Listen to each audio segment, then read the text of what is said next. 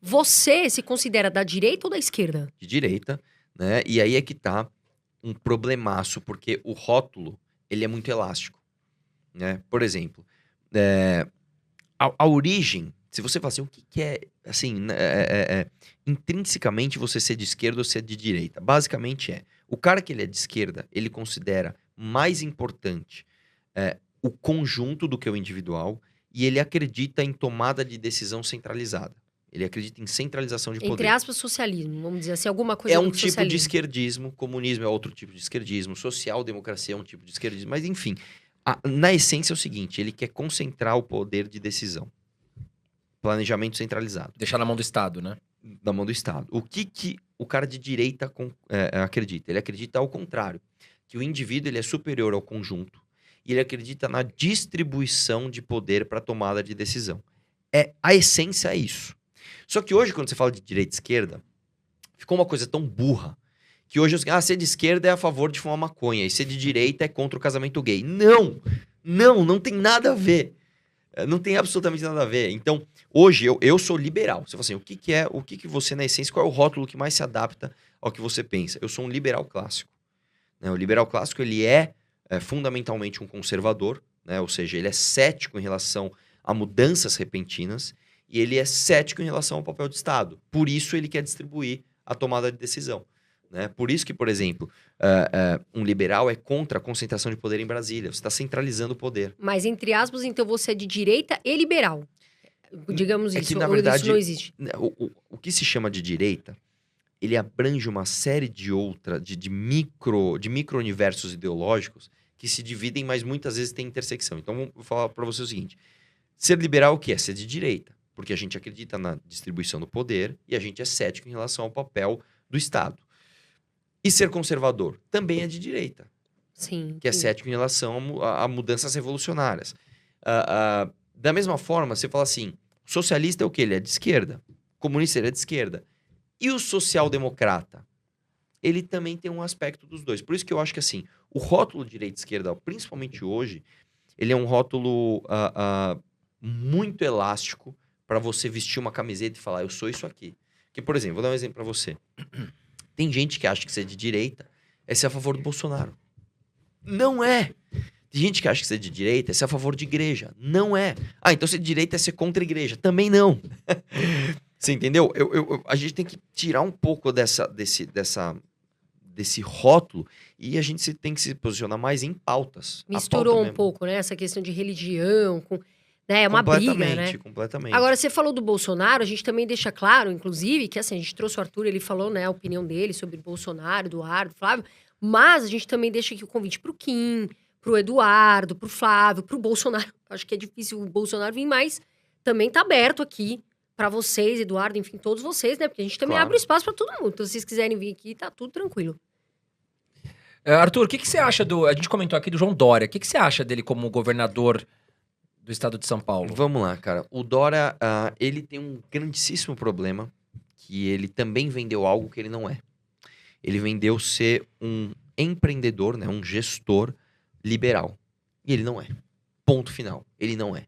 Né? Então, um cara que aumenta impostos no meio de uma pandemia, ele não pode ser liberal.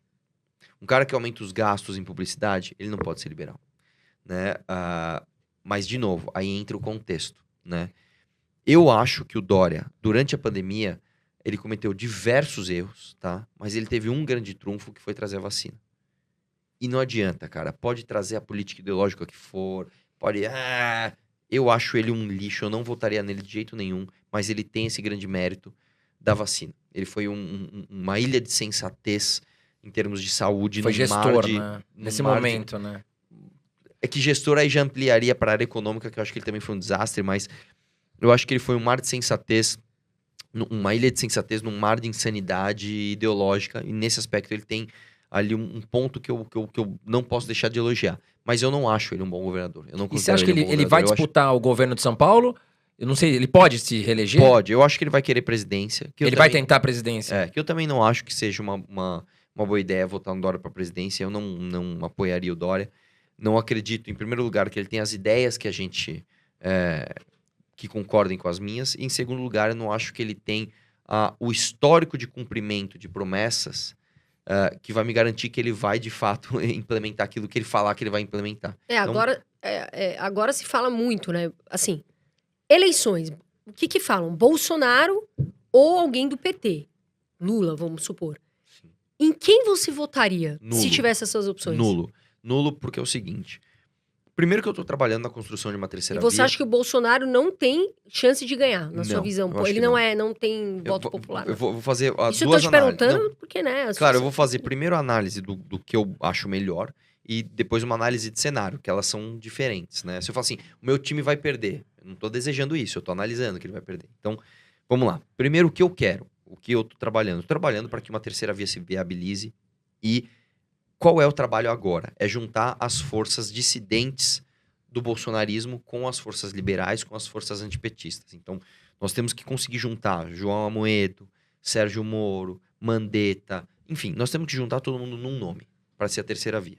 Então, eu estou trabalhando nisso e hoje, se essa terceira via não emplacar e for Lula e Bolsonaro, eu voto nulo. Nenhum desses dois merece o meu voto. Para mim é igual decidir entre Hitler e Stalin. Sérgio Moro tem chance de vir como terceira via? Aí eu vou trazer a outra análise, que é a análise de cenário. O Lula já está no segundo turno. Eu acho muito difícil o Lula não estar no segundo turno. Tá?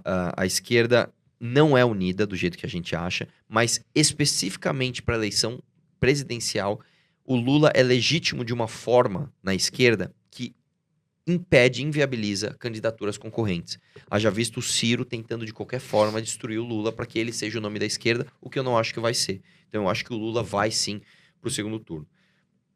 Parece que o Ciro desistiu, inclusive, né? É uma notícia, não? Aí é outra questão. Ele não desistiu de fato. A gente pode falar disso depois. Mas enfim.